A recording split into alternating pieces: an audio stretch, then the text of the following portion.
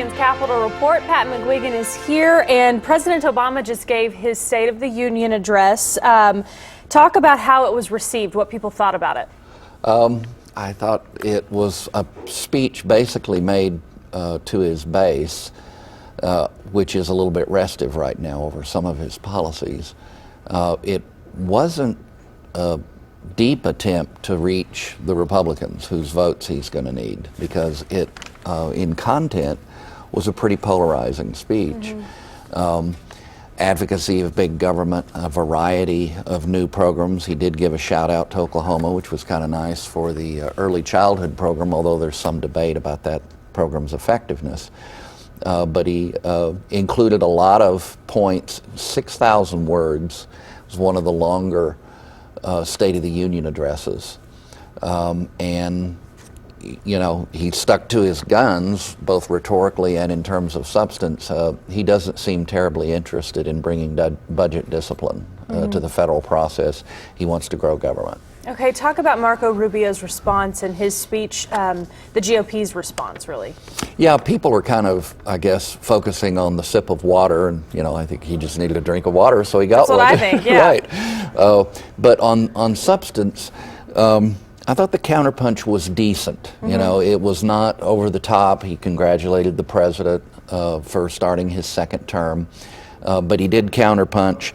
He talked about, you know, a brief listing of the ways in which the president's rhetoric and his supporters' rhetoric takes back all the elements, or many of the elements, of inclusiveness and unity that the president has, you know, frequently tried to project, especially in his first campaign.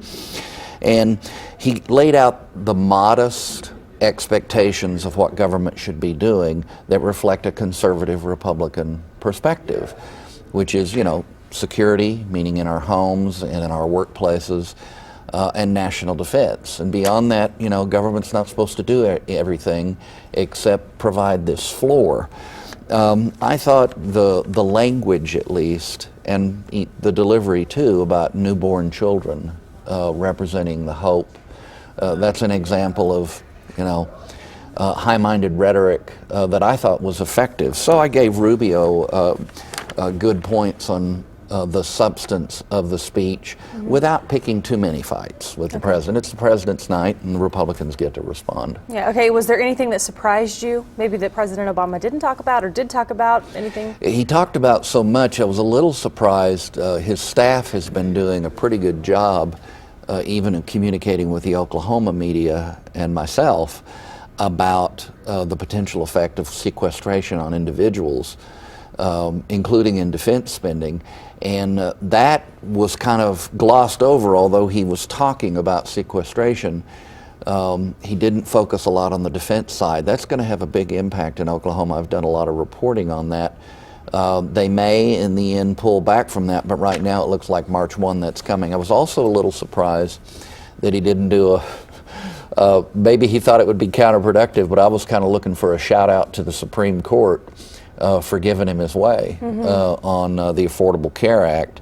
And that might have been a classy thing to do, given the stern criticism that he gave a couple of years ago, which was not unprecedented, but nearly so. It was unusual, let's put it that way, for a president to be so specific in his criticisms of the Supreme Court as he was in that earlier speech. So those two things, military spending and the effect of it being taken away, and the Supreme Court. Okay, and back here in Oklahoma, we've had school board elections this week. Talk about how they turned out and what that means for school boards. We'll see what it means. I think that arguably at least, the results in Oklahoma City were more dramatic than they were anywhere else. And here's what I mean by that. You had clear advocates of public education, but you could say moderately conservative or reform-minded.